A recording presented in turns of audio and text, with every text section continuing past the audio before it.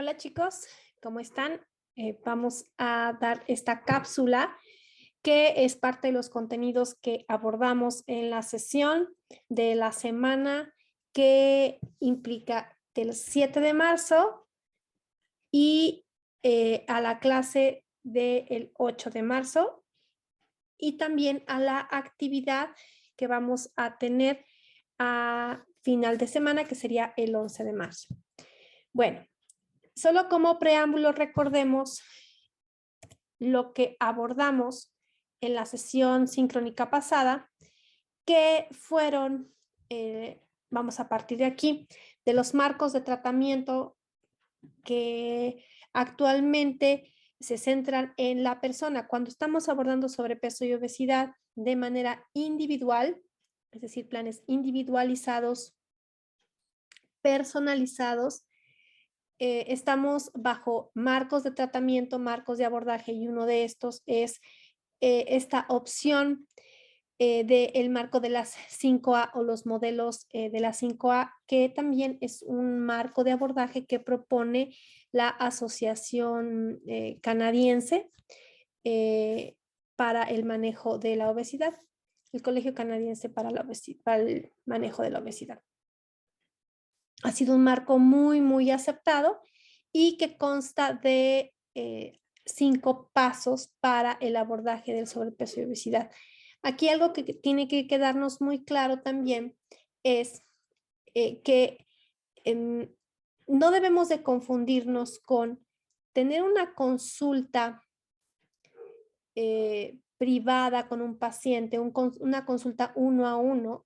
Eso no hace la personalización necesariamente de un tratamiento, porque pacientes pueden ir y venir y estar a uno en convivencia con ellos, pero podemos estar tomando marcos de abordaje generalizados sin hacer una evaluación profunda en relación a las causas, en relación a las circunstancias particulares emocionales del paciente, sus circunstancias laborales, incluso sus circunstancias desde cuándo la obesidad se instauró en la vida de este paciente.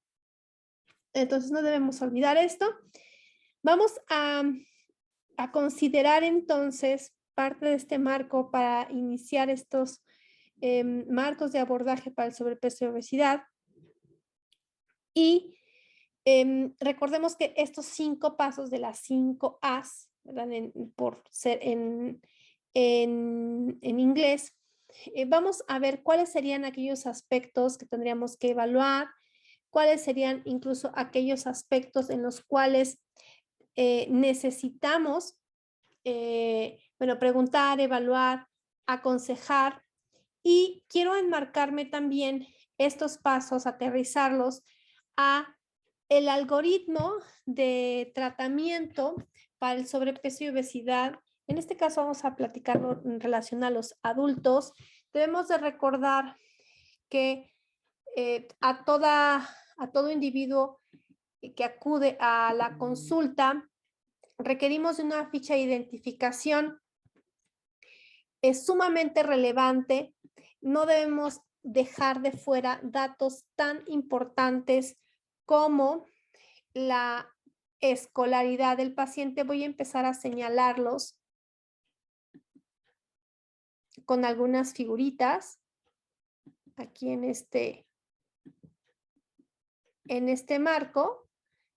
Y bueno, no debemos de olvidar primero que nada la escolaridad del paciente. Esto es sumamente relevante para saber desde dónde estamos partiendo, si la persona vive sola, no vive sola, está acompañada, todo este tipo de datos demográficos y socioeconómicos que son tan relevantes para incluso conocer cuál sería la predicción o asociarlo incluso al apego al tratamiento. La ocupación, y esto es muy relevante, la ocupación no debemos de confundirla con la actividad física o con el nivel de actividad física, que de hecho debemos de preguntar más adelante. No es lo mismo ocupación que actividad física, nos tiene que quedar eso bien claro. De hecho, recuerden que la actividad física se evalúa de una manera más específica Ahora, la nutrición en esta dimensión, cuando vamos a hacer una evaluación para nuestros pacientes, es bien importante hacer de manera precisa la evaluación dietética lo mejor posible. Recordemos que un recordatorio de 24 horas, un único recordatorio de 24 horas, no me va a permitir conocer un patrón de alimentación del paciente, ni va a ser toda la mirada, toda la fotografía completa de la dieta del paciente. Podemos utilizar al menos tres recordatorios de 24 horas, 2 entre semana y una semanal para tener una aproximación. Y también recuerden que esos recordatorios de 24 horas no se evalúan con el SMAE, pueden evaluarse con otras plataformas y es alimento por alimento también. Eso nos ayuda bastante para, para tener una aproximación hacia un consumo habitual de los pacientes. También se pueden hacer diarios de consumo y otras estrategias, pero hay que saber evaluar puntualmente, sobre todo cuando queremos partir de la reducción precisa, cuando queremos identificar algunos hábitos o alimentos que pudieran estar ahí no siendo favorables para la salud del paciente. Y bueno, hay que evaluarlo de manera más precisa. Hábitos desde, obviamente, tipo de, cuántas comidas se hace, a qué hora se realizan, e incluso recuerden que hay nuevas propuestas de evaluación que tienen que ver incluso con el cronotipo del paciente, es decir, que, si desayuna, si no desayuna, qué hora desayuna, cómo hace sus actividades, porque también se ha asociado a cierto tipo de abordaje para los pacientes que pueden tener cronotipo diurno, cronotipo vespertino, incluso desde qué tipo, ¿no? Si son vespertinos extremos o si son pacientes diurnos extremos. Recuerden que eso se abordó en el tema de cronodisrupción. Por supuesto, conocer todas las evaluaciones que tienen que ver con la parte clínica, los antecedentes heredofamiliares y los antecedentes personales patológicos son muy relevantes. Ahora, también debemos de considerar edad de inicio del paciente y cuál ha sido su peso mínimo y su peso máximo para evitar tratar de no personalizar las metas y de poner a veces metas totalmente irreales en los pacientes. O sea, conocer en qué momento inició la problemática con la ganancia de peso excesivo, también poder conocer si esa ganancia está asociada tal vez a la edad o alguna otra patología, al consumo de algún fármaco, etcétera. Y por supuesto, evaluar antropometría. Debemos de ser muy respetuosos al momento de estar evaluando a un paciente, cualquiera que sea, de manera antropométrica. Y recuerden que el IMC tiene ciertas circunstancias muy útiles en esta materia, pero no define a la persona y hay que evaluar, recuerden la clasificación de Edmonton, también funcionalidad e incluso posibles riesgos a comorbilidades. Porque con base también en estas evaluaciones podemos postular o proyectar un tratamiento que considere incluso todas estas circunstancias que están rodeando el IMC del paciente. Idealmente, muy funcional hacer impedancia para conocer porcentaje de grasa general y también porcentaje de músculo o más bien masa muscular. Y no olvidar la exploración física en general. Si encontramos algunos signos de déficit o alguna otra circunstancia, como por ejemplo acantosis, poder referirlo con el especialista, con el endocrinólogo, con el médico internista y también algo muy relevante, la salud mental. Recuerden que, insisto, el abordaje del sobrepeso y obesidad es multidimensional, es interdisciplinario, más allá de multidisciplinario.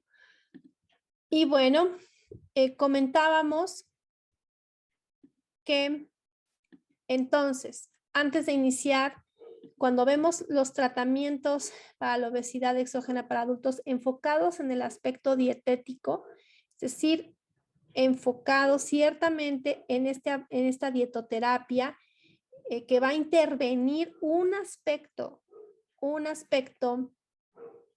del individuo que es la dieta, debemos de considerar lo siguiente. Ya lo había mencionado en algún momento. El tratamiento dietético no es el único tratamiento para el abordaje de la obesidad y actualmente existen otros marcos de abordaje. El tratamiento dietético es un punto muy relevante, eso no se niega, para el abordaje de la obesidad y por supuesto que está impactando de manera a veces directa en marcadores metabólicos que son muy relevantes para los desenlaces de las comorbilidades del sobrepeso y obesidad. Sin embargo, no debemos olvidar, como dije, que la persona que vive con obesidad tiene otras dimensiones en su vida y también requiere ser abordadas. Y actualmente no existe la dieta ni el alimento que va a salvar a las personas de la obesidad. No existe. Requerimos, insisto, de una personalización, de un estudio exhaustivo, de programas para el abordaje más allá de consultas. Recuerden que un programa tiene un marco de abordaje, tiene objetivos específicos, evaluamos las actividades del programa, evaluamos también al paciente, por supuesto, y podemos ir reconfigurando esos abordajes. Estos protocolos, por supuesto, tienen que estar basados en evidencia científica, con guías de práctica clínica y conociendo cuáles son, por supuesto, las consideraciones mismas del paciente, esta parte del acuerdo, de establecer metas SMART o metas inteligentes con los pacientes y acompañarles. Nosotros tampoco vamos a ser psicólogos ni vamos a hacer intrusismo profesional y es importante que si vamos a hacer equipo con un personal de salud, llámese un preparador físico, un psicólogo, un médico, estemos en acuerdo y en constante comunicación para que sepamos que estamos bajo el mismo objetivo y que estamos trabajando para un mismo propósito, que de verdad es ayudar a una persona que vive con sobrepeso y obesidad y o con algunas de sus comorbilidades. Y algo bien relevante que debemos de considerar, chicos, es no hay un estilo de vida saludable, son estilos de vida, ¿ok? Para diferentes marcos de las personas. Y la dieta nuevamente no es el estilo de vida, ¿ok? El estilo de vida es algo más complejo, algo que tiene que ver con muchas dimensiones de la persona, incluso de dónde vive, cuál es sus creencias, cuáles son sus actitudes y cuestiones que van más allá del abordaje dietético. Y espero que nos quedemos con esta reflexión para pasar a lo que conlleva este abordaje de intervenciones nutricionales que pueden ser las más comunes, vamos a llamarlas así, intervenciones nutricionales. Muchas de ellas, por supuesto, están basadas en la parte dietética. Tenemos, por ejemplo, marcos de abordaje dietético que implican cambios en los nutrimentos. ¿Ok? Cuando estamos hablando de estos abordajes, debemos de tener muy en claro cuáles van a ser los objetivos que estoy manejando para estas. Voy a usar mi lapicito.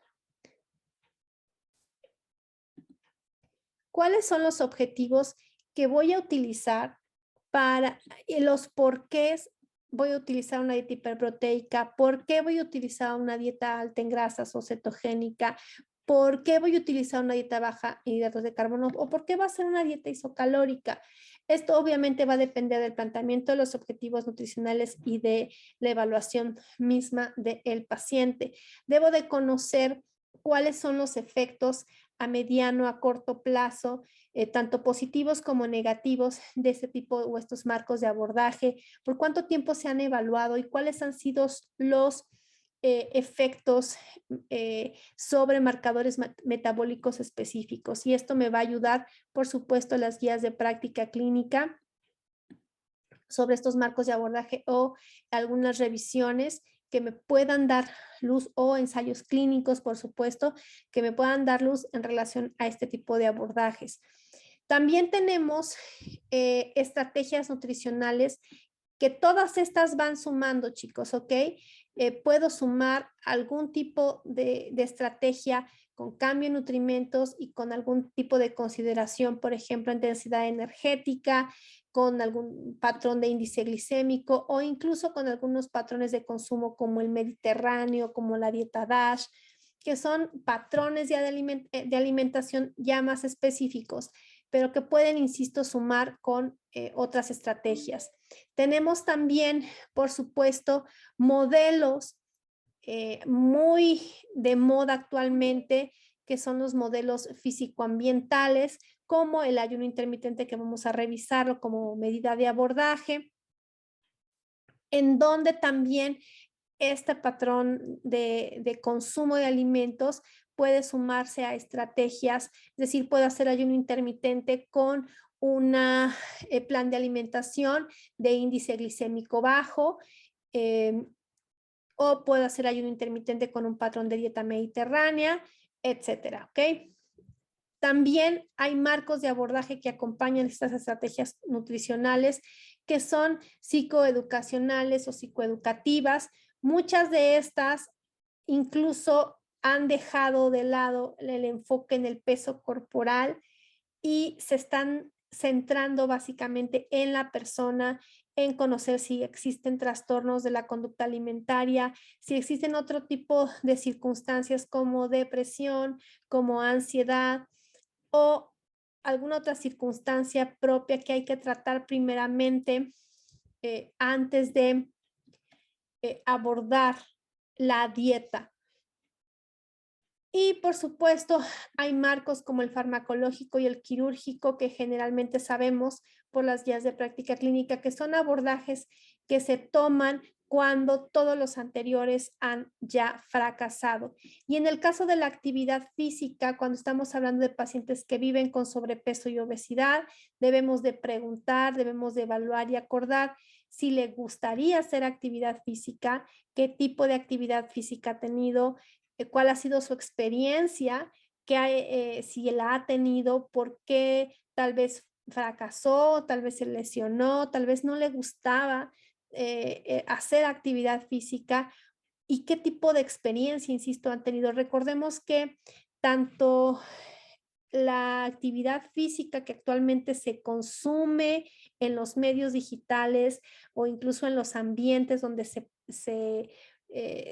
existe actividad física y existe cierta práctica ya más allá de la práctica lúdica, existe ya una práctica deportiva incluso, puede haber estereotipos de las personas que realizan ese tipo de actividades, incluso dentro de la nutrición que se considera, la alimentación que se considera saludable, hay muchos estereotipos que esos estereotipos, esas imágenes que se proyectan pueden ser barreras de abordaje para las personas que viven con sobrepeso y obesidad. Por supuesto que debe haber una estrategia que es muy importante, es cómo vamos a plantear el balance de energía para cualquiera de estas estrategias y también cómo es que vamos a realizar un acompañamiento para el cambio de hábitos de estas personas que viven con sobrepeso y obesidad. Estos cambios, estamos hablando de cambios de conducta y la conducta tiene también dimensiones más complejas que van más allá de dar información, de decir coma más verduras o coma menos sal o haga más actividad física o haga más ejercicio, va más allá de eso. Entonces el acompañamiento para el cambio conductual, por supuesto que debe ir de la mano con la parte psicológica y la parte educativa, ¿ok? Recuerden que informar no solamente es educar. Bueno, pues ya hace casi 10 años que hay ciertos marcos de decirnos, bueno, ¿por qué? Porque hay estas recaídas en el sobrepeso y obesidad. Bueno, especialmente en el 2013, en una revisión, lo que intentaron fue identificar cuáles eran todos estos factores que estaban influyendo en la pérdida de peso. Y bueno, se sabe que una dieta o un abordaje dietético exitoso es aquel que puede mantenerse al menos 2 años y también aquel que al menos tiene un 5% menos del peso corporal durante mínimo un año, o sea que perdió al menos esa cantidad de peso corporal y que puede mantenerla. Y también, ¿a qué se le va a llamar, digamos, pérdida de peso exitosa? También aquella como a una disminución que da al menos el 5% del peso corporal basal. Y de hecho, muchos abordajes vamos a ver que están planteando que el mínimo de pérdida de peso está enfocada al 5% del peso corporal. Entonces, hay muchas intervenciones que la persona que vive con sobrepeso y obesidad la se somete. Pueden ser formales o pueden ser informales, es decir, que acudieron a algún especialista o algunos otros donde no acudieron y ellos solos por iniciativa propia decidieron eh, imponerse tratamientos. Regularmente cuando las personas se empeñan en este tipo de objetivos logran o pues, al menos tuvieron alguna pérdida de peso, pero cuando no se atiende ciertos factores de comportamiento puede haber recaídas. Aquellos que logran el mantenimiento del peso corporal, que logran cambios importantes en factores de actividad física o algún tipo de terapia, también ellos pueden llegar a tener recaídas de ganancia de peso. Y esto también es esperado. Esto también se ha descrito en la literatura. Si hay una recuperación de peso corporal, sobre todo más allá después de los 2 años. Por eso todos los factores que tienen que ver no solamente con actividad física, sino también con conductuales, tienen que ser atendidos de manera temprana. De hecho, estos factores también tendrían que abordarse aquí, desde el inicio, todos los factores conductuales. Y ya comenté por qué. Entonces, bueno, cuando hablamos de restricción calórica como una herramienta de abordaje dietético y nutricional para el sobrepeso y la obesidad, tenemos que entender algo. Parados en esta mirada dietética, conocemos que hay muchas señales que llegan para estimular, en este caso, el hambre o incluso señales que llegan para estimular el apetito. Recuerden que no es lo mismo. Es decir, un antojo, que en este caso sería el apetito, puede venir por un aroma, puede venir por una reunión social, puede venir por la cuestión visual y obviamente el hambre son todas estas señales, ¿verdad?, que acompañan a este efecto de el estómago vacío, la baja de glucosa y que me hacen querer comer. Entonces, todas estas señales que van a estimular el sistema nervioso central y por supuesto que vamos a tener una respuesta y esta respuesta va a mediar nuestro gasto energético, va a mediar incluso la utilización de nutrientes. No es lo mismo que yo consuma o que se me antoje o que coma por hambre un vaso de refresco con unas papas fritas y unas galletas, a que si se me antoja tal vez o consumo unos cacahuates o unas almendras. La respuesta que vamos a tener va a ser diferente, las respuestas metabólicas. Entonces, planteados en este marco general, debemos de tener muy en cuenta qué es lo que estamos esperando, ¿ok? De este consumo, de esta ingesta. ¿Cuáles son los efectos metabólicos que vamos a esperar? Y tenemos que tenerlos claros cuando estamos planteando un marco de abordaje dietoterapéutico. Entonces, también debemos de plantear nuestros objetivos nutricionales. Y aquí quiero dejar muy en claro los siguientes puntos. Voy a usar una nueva diapositiva para expresarlo. Bueno, regularmente cuando tenemos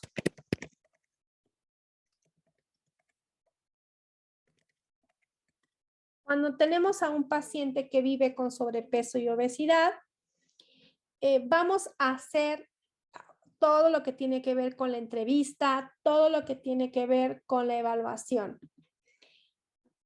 Y viene toda esta parte del diagnóstico, que están, en este caso podemos enfocarnos en las partes metabólicas que queremos abordar en esta dietoterapéutica.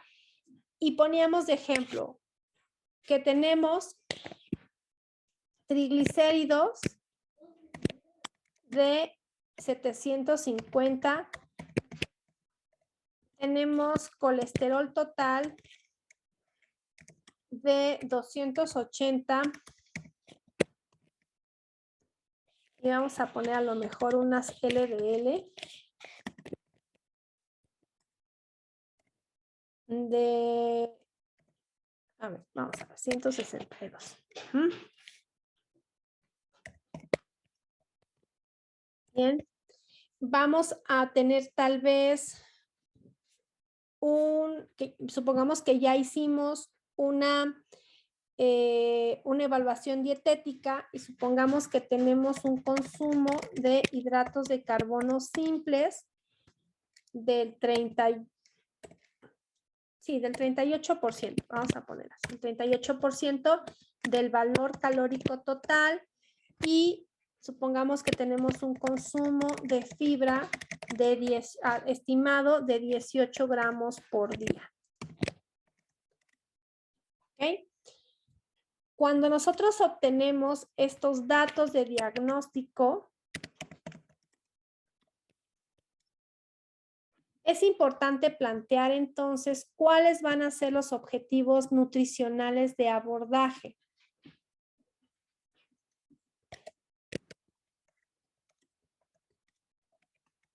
Es decir, ¿qué es lo que voy a plantear en el abordaje dietético para impactar esos triglicéridos o ese colesterol total o ese consumo de hidratos de carbono simple?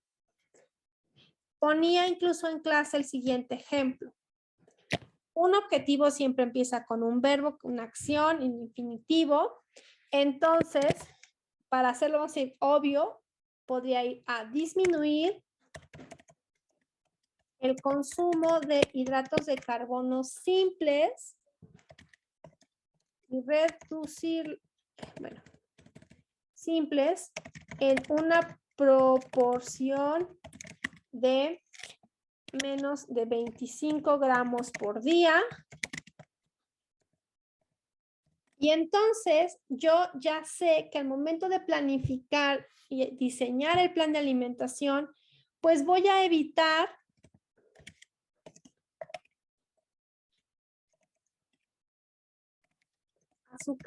azúcares, cereales y tubérculos con grasa. Y cereales y tubérculos ultraprocesados. Eso significa que cuando yo estoy diseñando mi plan, no tendría caso que existiera, y lo decía yo el día de hoy en la clase, no tendría caso que existieran un yogur Oikos de fresa o una barrita de granola de avena, Quaker, perdón que diga la marca. ¿Pero por qué? Porque todos esos tienen azúcares añadidos. Y por supuesto que estarían contribuyendo, por ejemplo, a el incremento de los triglicéridos y por supuesto al consumo de hidratos de carbono simples. Entonces, debo de plantear mis objetivos nutricionales que le van a dar dirección a el diseño del plan de alimentación. Un objetivo, por ejemplo, nutricional que estaría asociado con el colesterol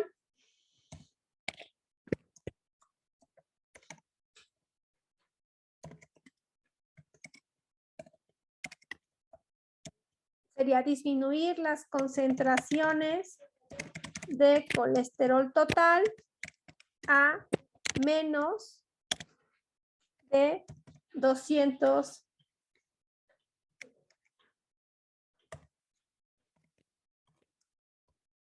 por día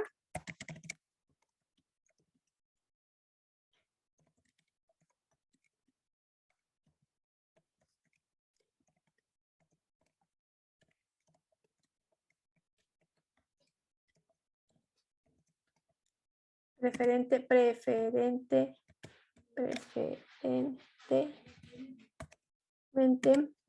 y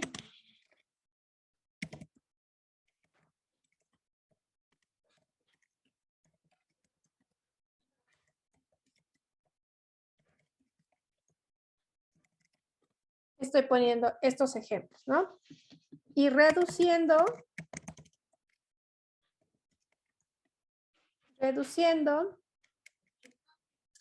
el consumo de grasas saturadas a menos del 10% del valor calórico total. ¿Ok? Aquí puedo poner incluso otras herramientas dietoterapéuticas que conozca a través de ciertos patrones, como por ejemplo,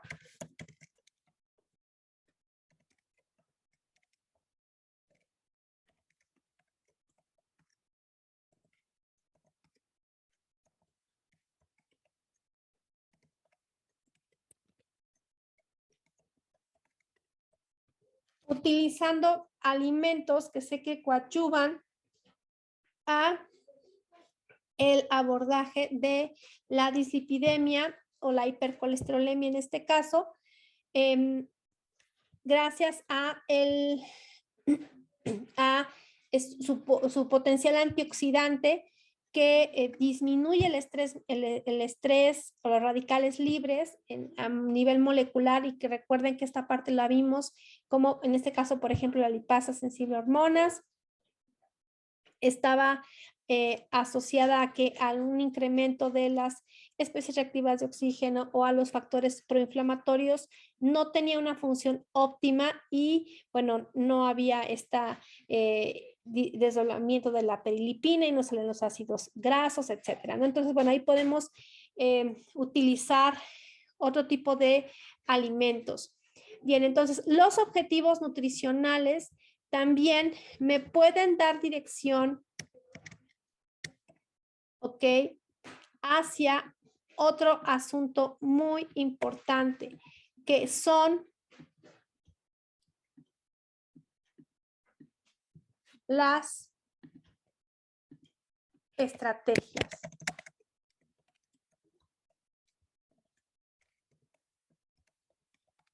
Bien. Aquí es donde muchas veces cometemos un gravísimo error con las estrategias dietéticas. Voy a poner como ejemplo un error. Tenemos un paciente que tiene colesterol elevado, tiene hipercolesterolemia, y de recomendación le ponemos consuma alimentos bajos en colesterol. Vemos que consumen poca fibra y le ponemos consuma alimentos altos en fibra. Y realmente estos son recomendaciones tan genéricas que obviamente el paciente llegó ahí con nosotros con triglicéridos 750, no porque estuviera consumiendo tal vez un plan de alimentación o patrones dietéticos con baja,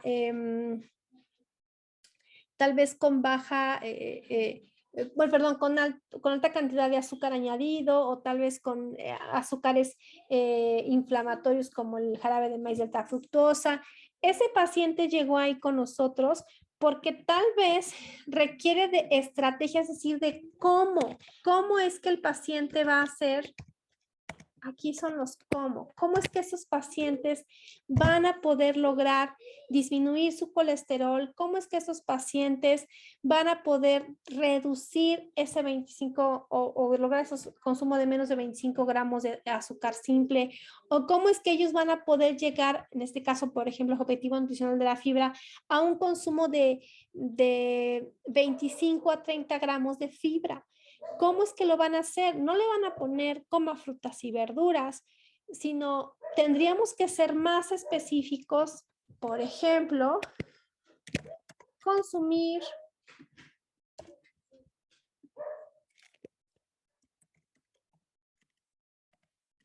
voy a poner ejemplos tan específicos como consumir a media tarde semillas como cacahuates. Además, consumir naranjas o mandarinas y toda una lista de alimentos que son ricos en vitamina C o que vayan tal vez acorde, por supuesto, al diseño de plan de alimentación que usted diseñó, pero sí tiene que ir puntual y ligado a los objetivos nutricionales que tiene. ¿Por qué?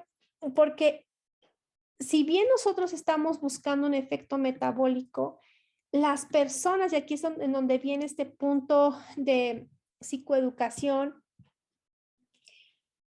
una recomendación dietética o estrategia dietética, debemos de buscar que no, desactivar lo más posible el no, o sea, evitarles no coma esto, no coma lo otro, no coma aquello, porque de negaciones estamos llenos.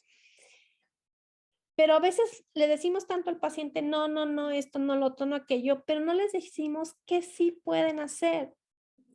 Y muchos pacientes están llenos de señalamientos de las cosas que no han hecho bien, aparentemente, pero podemos rescatar aquellas cosas que tal vez sí hagan bien. Por ejemplo, hay pacientes que pueden estar consumiendo sus 2 litros de agua al día, simple, pero puede haber otra convivencia y tal vez el azúcar simple venga de otra fuente. Entonces, es identificar estos elementos, incluso identificar cómo se sienten los pacientes antes y durante del consumo de alimentos y con ayuda de un psicólogo, un preparador físico, tal vez poder plantear esas estrategias de previas al consumo o posteriores al consumo, que muchas veces son estas estrategias, por ejemplo, del mindfulness o de conciencia plena. Entonces, aquí quiero hacer énfasis. Las estrategias dietéticas son el cómo, no son recomendaciones generales o generalizadas y hay que evitar el no, hay que desactivar el no. Una estrategia dietética no tiene que ir siempre hacia lo negativo necesariamente, ¿ok?